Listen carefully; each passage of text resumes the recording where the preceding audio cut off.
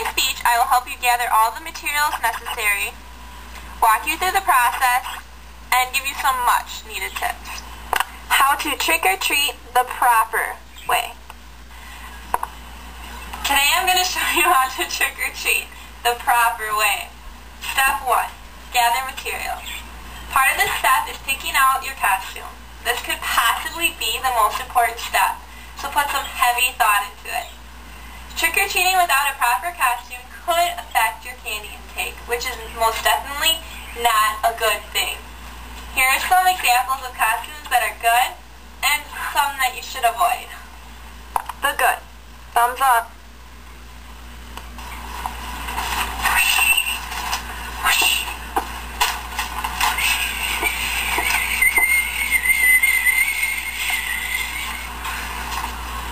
A good idea for a costume would be a Superman or a woman, depending upon your gender.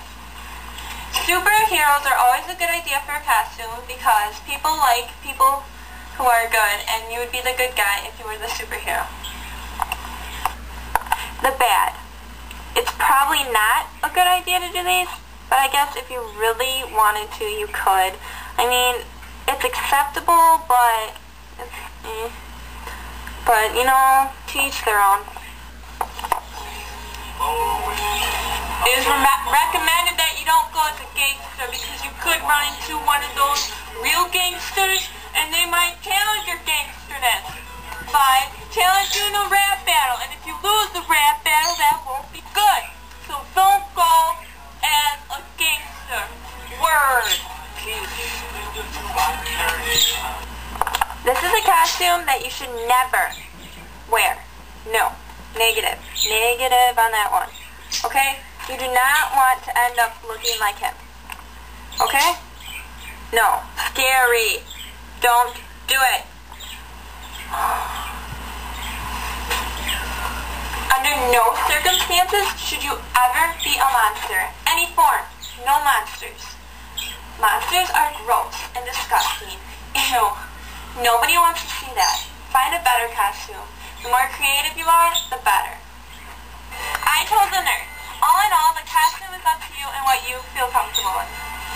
So while you're trick-or-treating, where are you going to put all the candy you're getting? You can't just hold it. Some no-nos. Sharing a bag. Not only will you get half as much candy in the end, but you'll double your chances of getting the gross, healthy candy. Plus, this could result in some major fistfight. Not a good thing. Also, please don't double up by using your shirt. No, this is just not a good idea. Just don't do it. That's weird. Good ideas. Try a pillowcase. Many normal households have at least one of these lying around the house. Or perhaps try a prop to enhance your costume.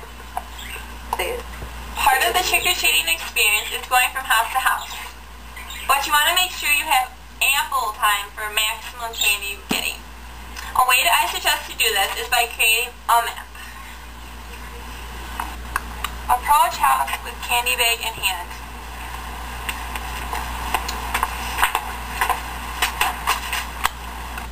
Step 3. Knock. You do this by forming a fist with your right hand and repeatedly hitting the door, like so. If appropriate, use the doorbell, usually located on the right of the door.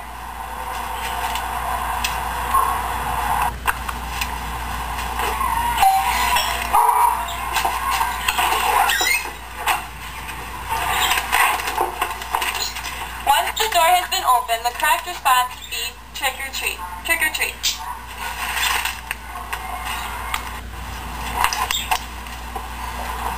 Many residents will try and be funny by asking you for a trick, but the best thing to do is to ignore them, unless you have received your candy set.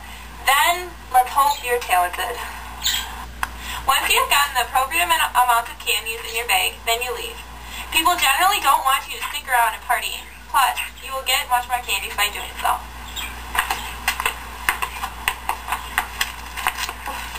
Repeat as many times as desired.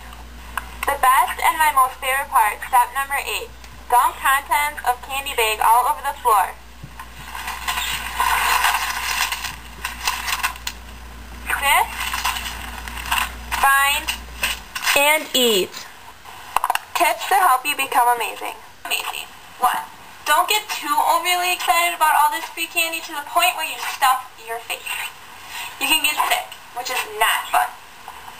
Savor your candy. After all, you did work hard for it. Every single party pooper who earlier was too cool to trick-or-treat with you will suddenly become very interested in the contents of your bag when you return home. Hide your stash, preferably in an area where it A, won't be found, and B, won't be forgotten about. Step number 3, go in a group. The more people, the funner the experience will be. Plus, in the end, more people to trade candy with. After a few times, you will eventually figure out which houses had the best candy and which houses to avoid. Don't worry, practice makes perfect. Trick-or-treating is probably the best invention ever made. The result is exhilarating as well as rewarding. I've been trick-or-treating for many years, and these 8 steps have always proven to prevail. Let's review. Just remember Gaxble-Rocky. Gather, approach, knock, say, receive, leave, repeat, eat. The 8 steps of trick-or-treating. After following these 8 steps, you will have become the trick-or-treating master. Trick-or-treating is the best part of Halloween, which is why the appropriate time period to trick-or-treat would be between October 30th or 31st. Many residents don't appreciate nor are prepared any other time over the course of the year. Have fun, and no matter what anybody else says, you're never too old to trick or treat. The end.